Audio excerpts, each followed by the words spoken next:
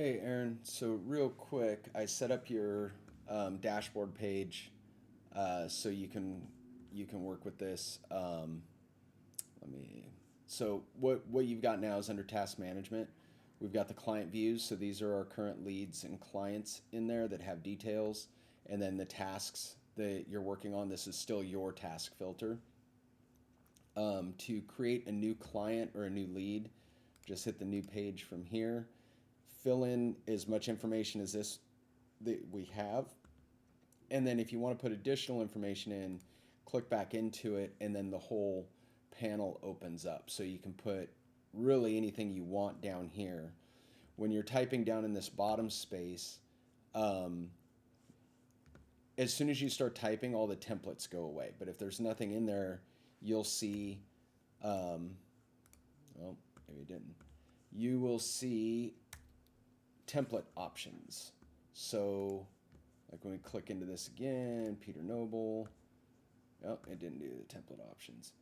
So, anyway, what I wanted to show you with that is, yeah, there it is. So they come back. So there's nothing in there, it's blank. There's template options, but we don't have a lot of templates set up yet. So if there's something that you wanted to try and set up as a template, you do that on the blue new box here. You click this down arrow, and it's a little too tight. So you click the down arrow and you can see those same template options. If you go to the three dots and go edit, now you're editing inside a template. And you know that because it says you're editing inside the template. It's up at the top.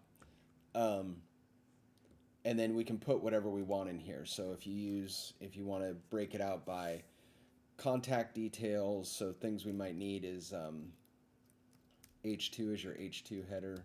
So contact details, like how we got in touch with them, will be another one. Product they're interested in, interest.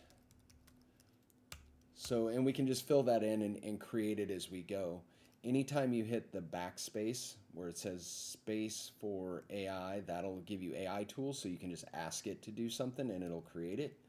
Or use that backspace button or backslash button and you'll get a list of different elements to put in there. So you can make to-do lists that come up on the template. You can put toggle buttons, dividers, tables, like all of that.